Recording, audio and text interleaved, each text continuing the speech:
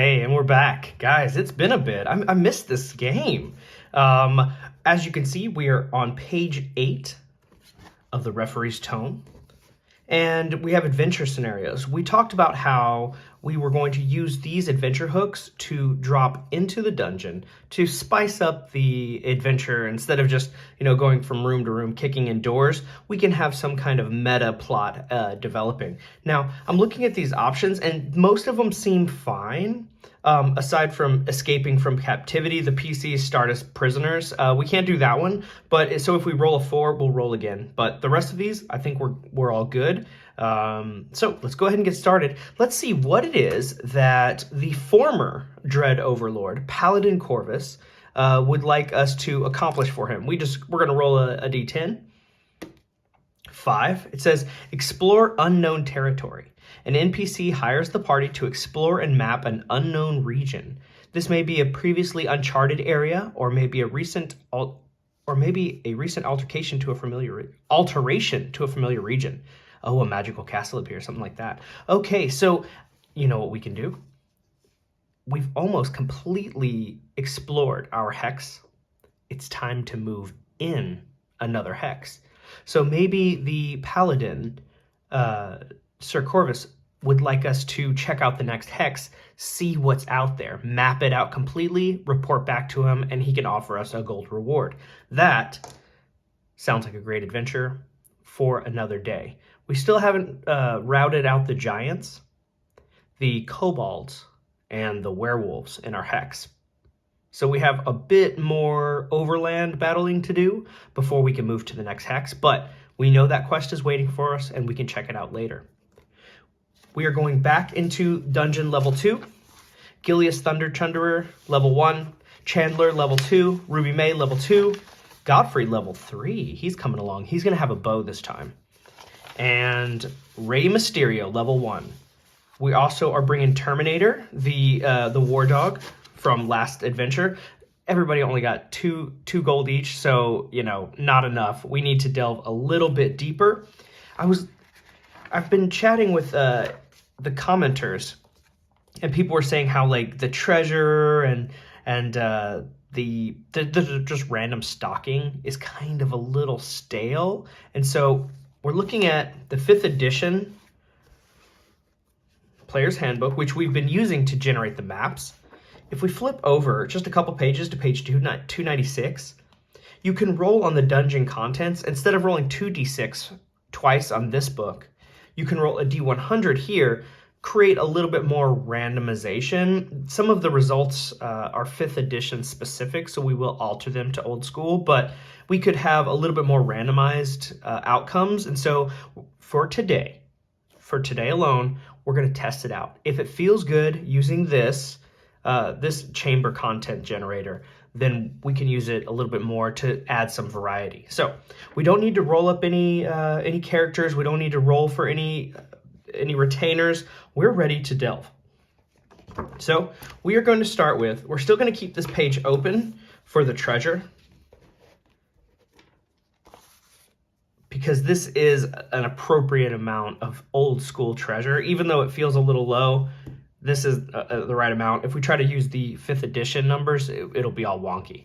So we're going to roll a d6 and see if there's any encounters on the way to the dungeon.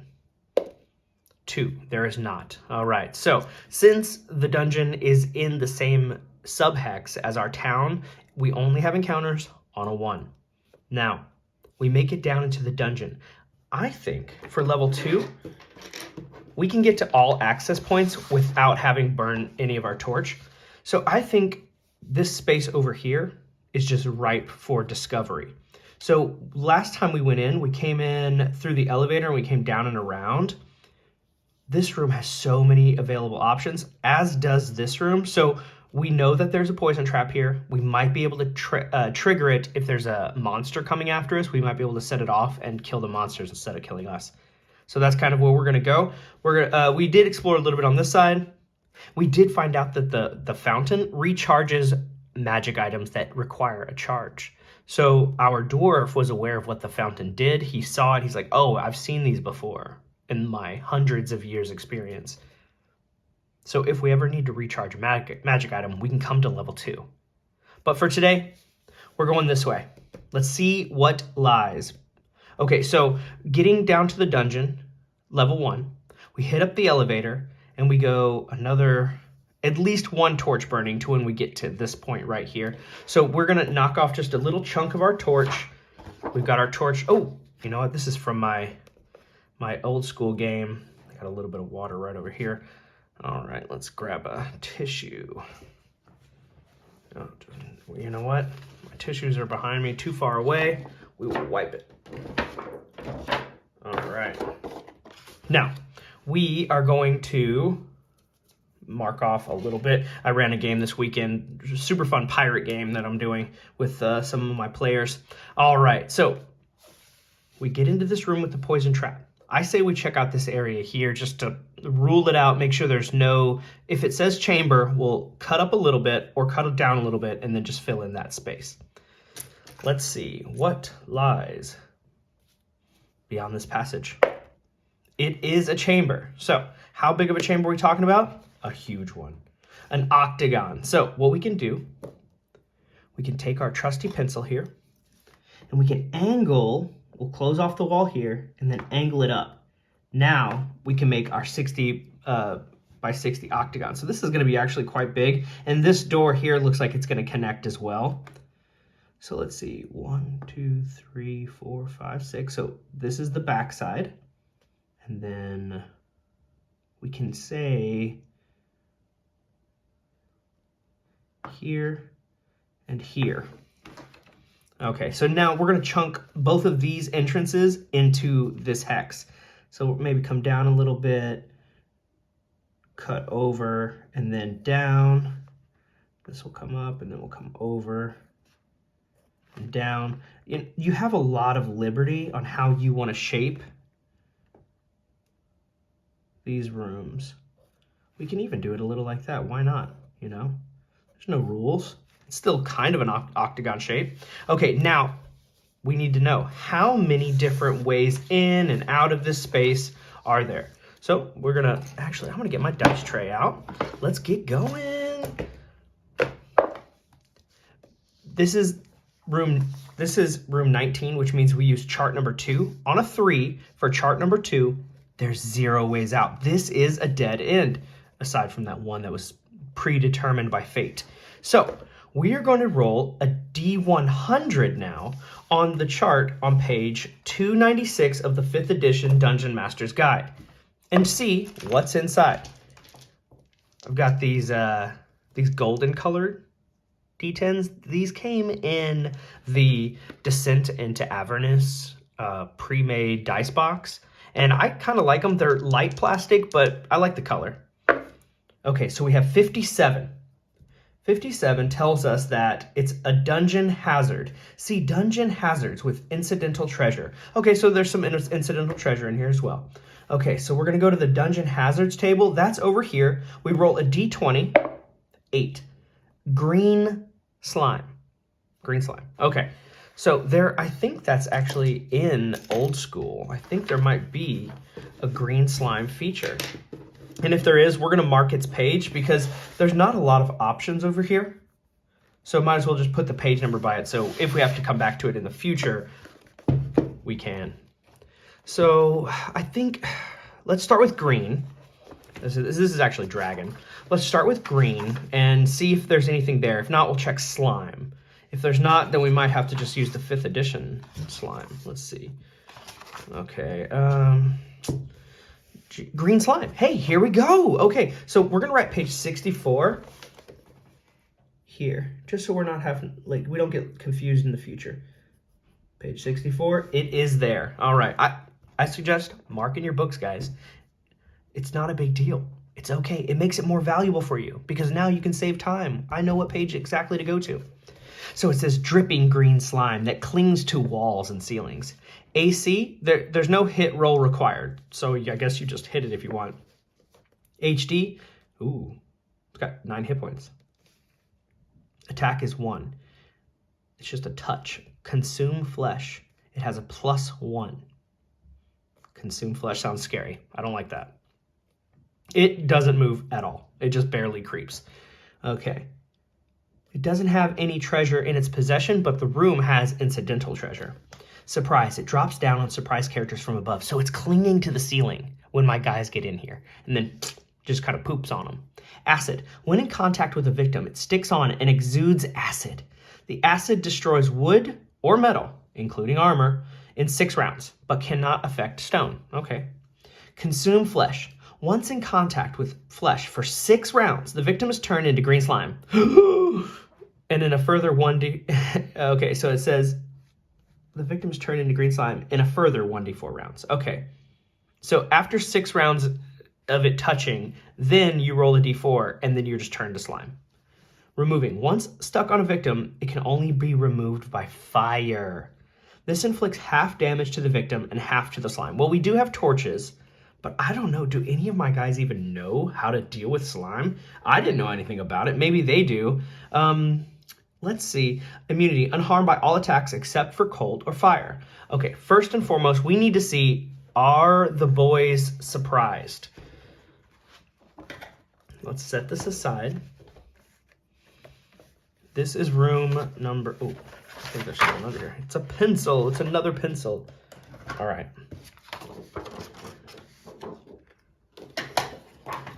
Are they surprised? Do we know what's coming after us? This is going to be room 212. The slime. The slime. Okay. We're going to roll 2d6 here. We need to know if our guys can see it before it drops right on our head. So let's see if the slime is surprised. It is. And so are we. Oh no. We're both surprised at the same time. So the first round of combat, nothing happens. But second round, we have to see who goes first. We do. We're shocked. We're surprised. We jump out of the way.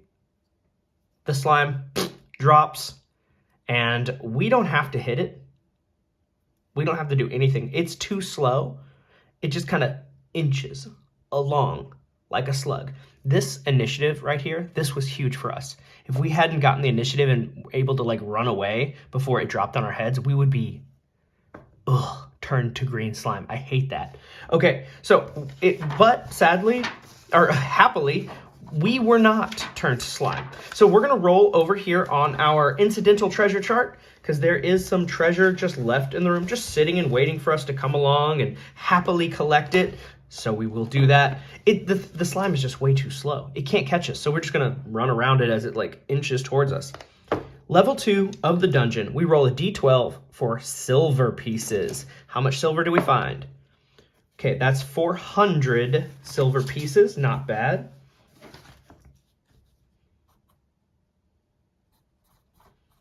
Okay. Here, if it's even, we get gold. It's odd, no gold. Of course. But you know, what can you do? What can you do? There's a 10% chance for gems. No. There's a 5% for jewelry. Yes! Finally! And then an 8% chance for magic item. No. But there is jewelry in here. There's 1d6 pieces. 6 pieces of jewelry left on the ground with some scattered silver. Now we're cooking with the sauce, as they say, as Emerald Lagasse would say. All right, here we go. Treasure. Let's flip over just a little bit to the jewelry table. All right, we get 6 of these guys. So we're going to go ahead and just slide this over a little bit. I want you guys to be able to see the dice tray, which, yeah, you can see most of it. So, all right, let's see. 6 rolls. The first one is a 6. That is a 50 gold piece. Excellent. Then we have a 16, which is a 500 gold piece of jewelry. I wonder what these are. Maybe they're like necklaces, earrings. 9 is a 50 gold piece. Okay, let's not get all of those. That's 3 already. 11 is a 100 gold piece. Hey, now we are... Yes, this is great.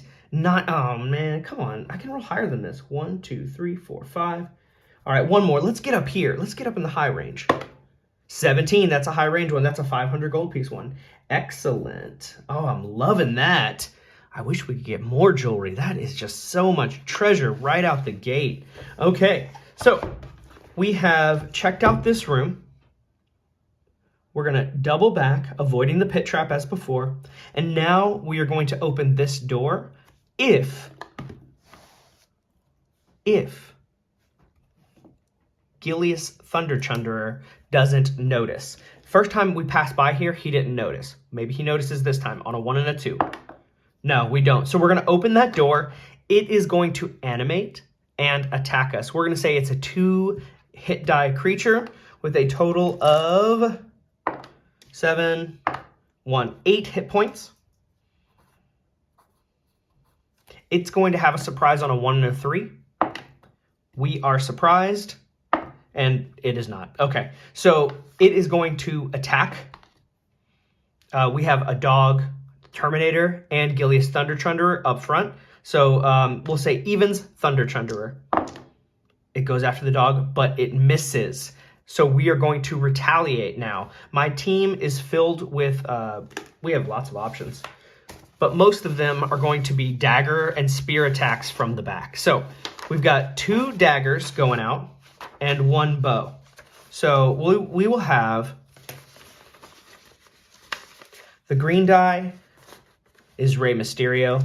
The white die is, of course, Godfrey. And we'll have the red die be Ruby May. Okay, so Godfrey is going to shoot the door. Ruby May, so Ruby May has a -1, but a +1 for the month of November due to taxes, so they cancel each other out. But another +1 due to range. So this attack rolls at a +1. We're going to say a 15 is going to definitely hit, but sadly Rey Mysterio misses. So we're going to have a D6 and a D4 of damage going out. Maybe we can kill this door, or just stop the door from being animated. That is 8 damage in total, exactly what we need to stop this animated door. I realize I'm saying inanimate. I don't know. I'm kind of saying that funny. I checked that on the VOD and I was like, what am I saying inadamant for? I don't know. But that is enough damage to destroy the door, and we will give ourselves 75 XP for defeating it. Oh, you know what? We get credit for that green slime too. We do, because we survived its attack. So let's go back to page, we wrote it down, 64. Let's just see how much XP is that worth? 25. Not much, but hey. We can divide it. We can use it. All right, so this is now done. Done. Okay, we're going to keep moving into this room here. So this is all mapped out area already. Actually, this room, that does require a bit of our torch. But moving back through here, we can get through it quickly. So let's go ahead and burn off a little bit more of the torch. Oh, do I have my blue marker? Where did I move that off to? Well, it looks like we're going brown for now. Okay, and we'll roll a d6 and see if there's a random encounter. There is not, only on a 1. We're coming into this room. We have a lot of options. We don't have anyone who can unlock doors today. I went ahead and put fingers into some downtime, and so he's not going to be joining us. And we do have Godfrey. He can kick open a stuck door. So before we do, we're going to listen. Gilius and Godfrey. So Gilius will be red. He'll be the red d6. Godfrey the white. No, we don't hear anything on the other side of the door. Let's check. Godfrey can he can kick open stuck doors on a 3 and 6. That's pretty good. Let's see if he can do it. We get it open on the first try, which means we might be able to surprise what's on the other side. Sadly, we could be surprised too because we didn't hear anything. So let's see. What is on the other side of this stuck door by rolling a d20?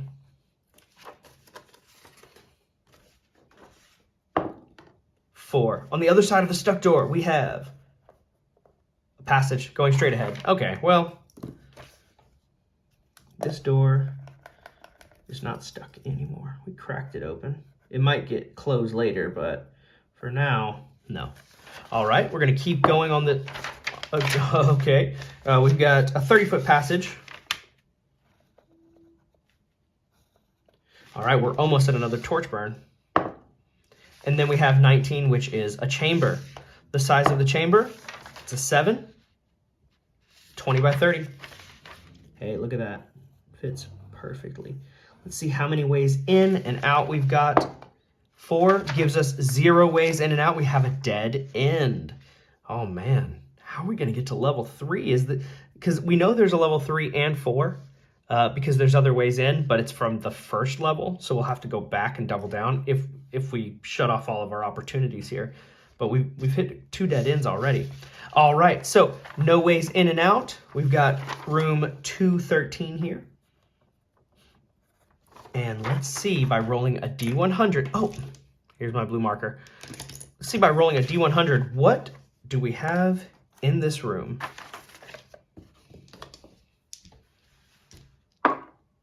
67. 67 puts us with, oh no, a trap. All right, let's see what the traps are in this book and see if it is compatible with this system. If it's not, we can just go back to the other book. Okay, it's a D100. This trap is a 15.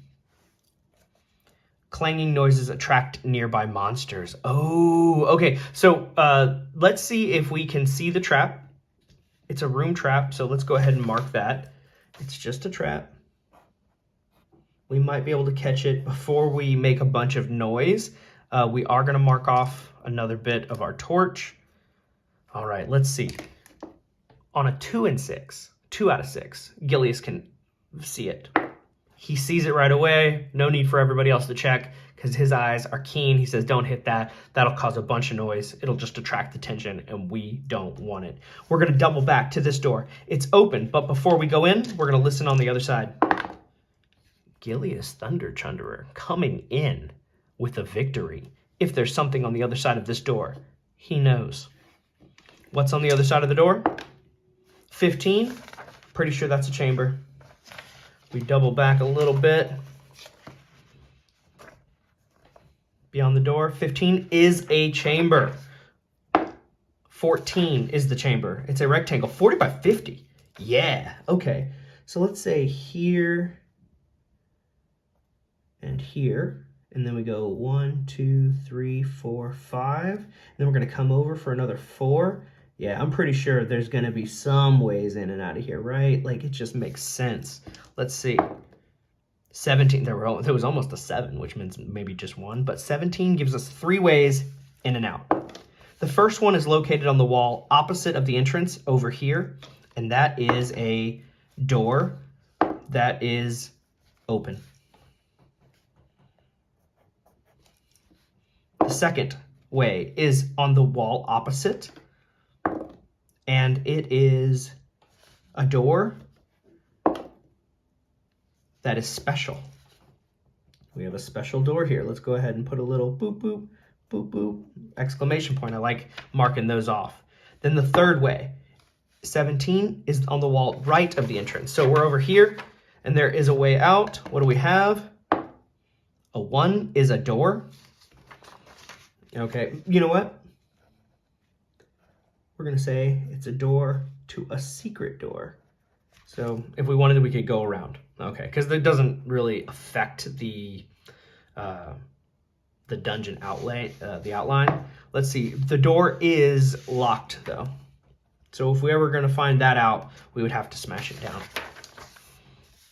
Because right now we don't have anybody who could pick that lock. So this door is special. Let's see. Are there any like special options on this? Let's see. We have traps, obstacles, tricks.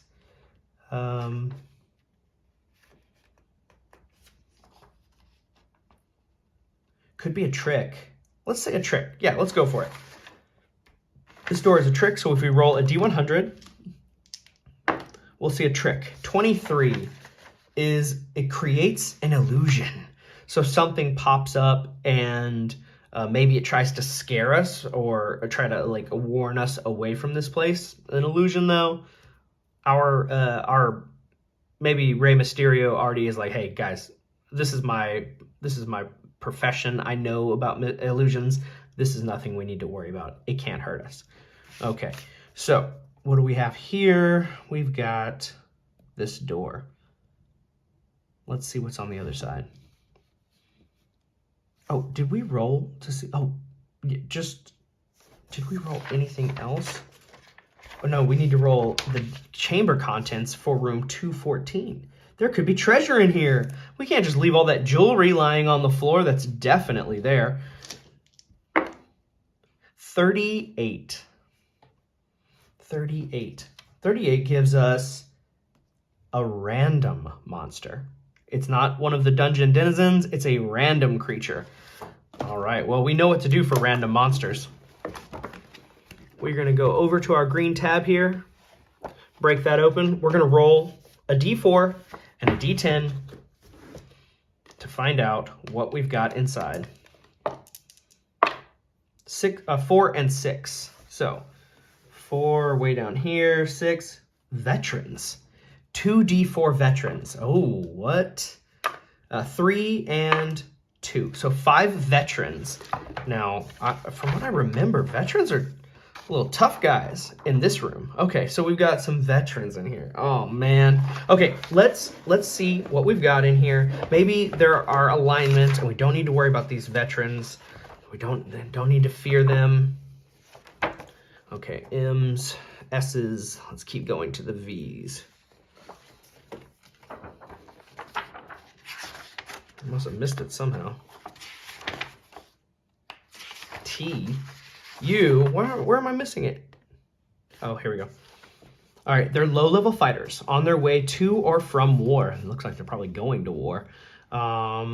They can be any alignment.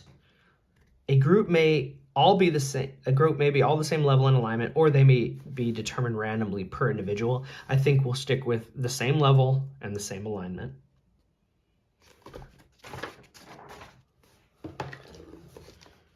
For their alignment: 1 lawful, 2 neutral, 3 chaotic. Oh no. Oh no. All right, level 1, 2, or 3. They're all level 2s. We have 5 level 2 chaotic fighters. Oh man, and they all do a D8 damage. They have a +0 in their attack. Oh, goodness gracious. But they have treasure type V on them. So these are chaotic naughty men. These are chaotic troublemakers. And we are bound by our righteousness, by the will of the one true God, Theron, who has blessed us on this crusade to rid the land of the agents of darkness, so that we can settle this land for peace and prosperity and the good of all mankind. We are going to war. It's the only way. We are going to... Oh, this could be interesting. All right, we are going to declare a spell. Our guy, our homeboy, Rey Mysterio, color spray. We have been declaring this every time. I forgot to say it at the beginning of this session, but we've got color spray. Also, Chandler, heal. He has a heal spell. Godfrey, he only has the lay on hands ability, but Ruby May can do entangle. So we have 2 entangles for Ruby May. We're going to declare color spray. If we can win this initiative, we just might be able to take them out with color spray. So let's set aside this. We do need to roll mark another bit on our, let me double check that. Might be more than one. No, just the one. All right. So let's also roll a d6. If a 1 comes up here, we have 2 different encounters at the same time. We do not. Okay, so it's just these chaotic veterans of battle that we need to deal with. I'm going to declare a spell. We don't want to negotiate with these guys. We have nothing to say to them. Just because we had used the orcs against the gnomes, that does not mean that we are allied with the chaos creatures. We are still at war with them.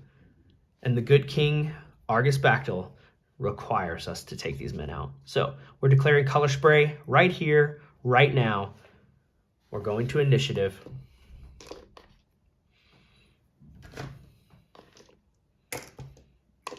They're green. We're black. Let's go. No! All right. That's just the way the dice fall. Now, they have short bows. And they see that Ray's in the back casting spells. Now, not all of them have their short bows. Some of them are up front, ready to swing on our guys, but let's see how many of them are going to try to take a shot from the back. We'll roll a d3. 2 of them are going to take shots at Rey Mysterio from the back. Rey has a 9 and 1 hit point. This is not great for him. All right. 2 of the guys in the back. 1 of them hits, 1 of them misses. The arrow will pierce the heart of Rey Mysterio, eliminating him right through the heart. He stood no chance before he fell. The other guy misses. There are 3 more individuals who are attacking up front. We've got Gilius and our dear friend, our veteran war dog, the Terminator. 3 attacks. Let's roll the same color d6 with each die so I know who it goes against. Even on this die, we'll say it goes against Gilius Thunder Chunderer. 1, 2 are against Thunder Chunderer. This is a miss. This is a miss. 1 attack against our dog. Also a miss. Get out of here. All right, so we need to see how many hit points they have before we keep going. So each of these guys has 2d8 because they're all 5 of them are 2d8 hit die creatures. So the first guy has 9. Then we have a 4. Ooh, that's a 14. This guy must be the leader. Ouch. Okay, then we have a 5.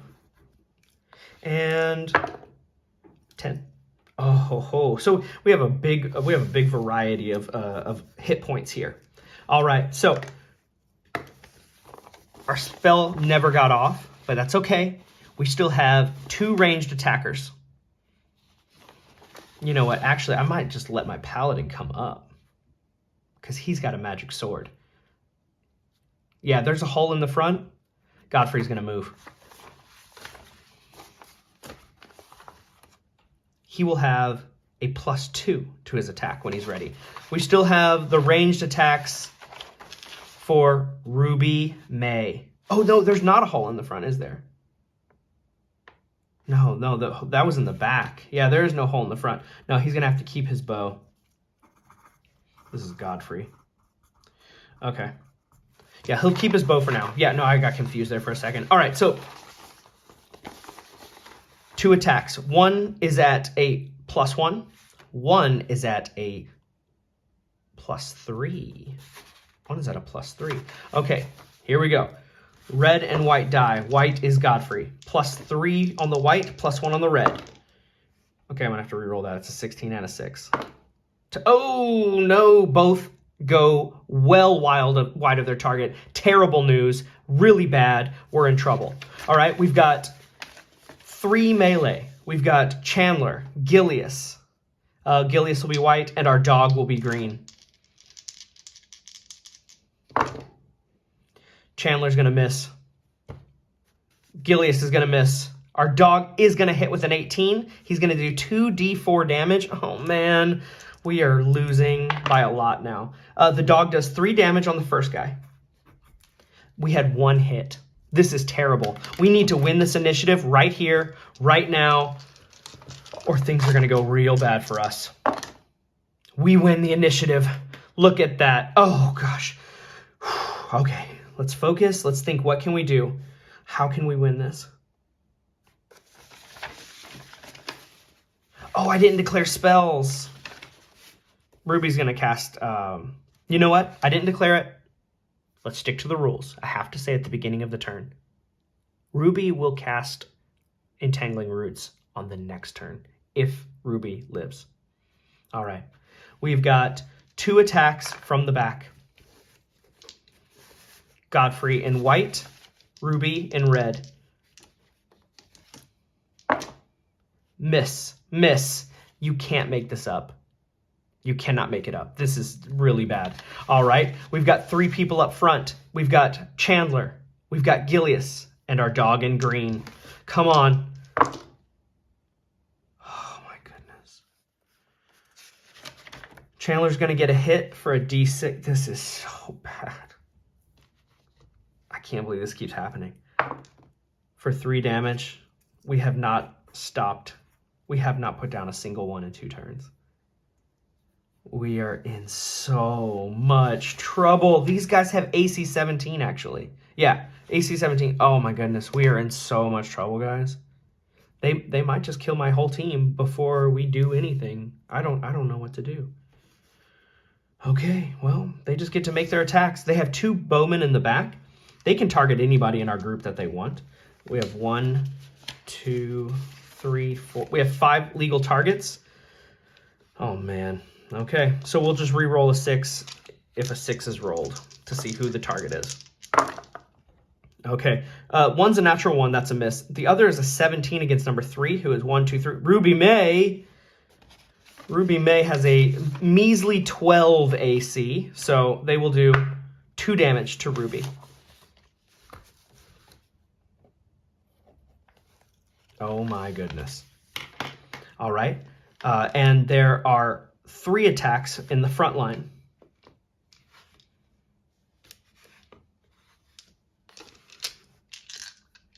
Evens, Gilius. Odd, Terminator. That's a natural 20 against the Terminator. We have a miss. Oh, no, that hits the Terminator. Oh, no, sorry. That's a miss against Gilius because it's even. And then here we have a miss against Terminator. So we have a crit and a miss against Gilius, who has a 16 AC. They have a 15. So just 1 hit. It's a D8 on Terminator. Terminator takes 5 damage, but he has 13 HP. So he's at 8. Now we go to the top of the round. I hope we can win this. We do. We are going to cast Entangling Roots, but before we do that, we're going to try to pepper these guys with some arrows. Okay. Sorry, that red one wasn't rolled. Just the white one. Who's Godfrey? That is a D6. 6 damage. That kills the first guy. Now spell go off. All right. Now, the guy with 4 HP. Let's see if he can save versus spells. His spell save is 16. He does not. Now we have the 14 HP guy. Does not. Oh, here we go. Does not for number 3, and number 4 does not. They are all tied up. That's excellent news. That is excellent news. Now, as long as they don't kill anybody on this turn, we can retreat and just shoot them. And they're tied up for 10 minutes. 6 full turns. So, we're going to make some melee attacks.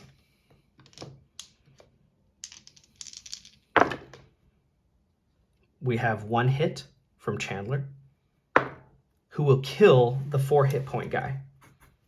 Crush his skull. And then it's their turn. Now, they have, let's see, Let's see if any of their, even say we killed, well, actually, those were the frontline guys, because it was our melee guys. So the 2 in the back are still archers. So let's see, who do they shoot? They can shoot anybody that they want. We have 5 legal targets for them. We have a bunch of misses, but 17 is a hit, probably, for number 4. 1, 2, 3, 4, that's Chandler. What's Chandler's AC? 17, 18 AC. It just hits his full plate armor and bounces off. They have 1 melee guy that can make an attack up front. Ooh, who's it up against? It's against the dog, and that does hit for a D8 of damage. This could be our pupper if it hits an 8. Terminator will be back. He's got 5 hit points. He will be back for another round. All right, now they're tied up. Top of the round. They go first. Oof, okay. They have 2 shots in the back against any target they want. But they're both crap. They're both crap. They both missed. That was a 5. I don't know if you saw it. You can look at the VOD and rewind if you want. It was a 5. Misses. Then they have 1 melee attack up front. 10 is a miss against both targets. Now we move back and we finish them off using our ranged weapons for the next 10 minutes, just shooting them. And we bring them down. Those dudes were each worth 20, right? Yes. There was 5 of them. That's 100 XP right there. And we have treasure type V. I don't know if that's much, but it doesn't matter because it's something.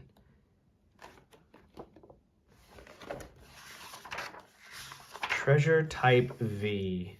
330 gold. We'll take it, and we will be heading out of the dungeon. We did lose a friend. We lost Rey Mysterio.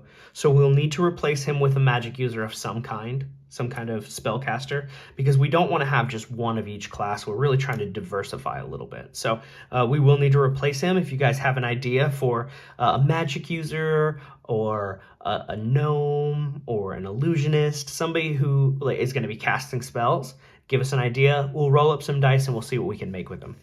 All right, guys, so that's quite a big treasure haul this session. So we are going to be coming back with another episode very quickly. Maybe we'll map the next hex. That sounds like a good idea. So hit us up on the like and the subscribe, guys. We are growing, and I'm loving it. Thanks for all of the support along the way. I'll catch you in the next one. Bye-bye.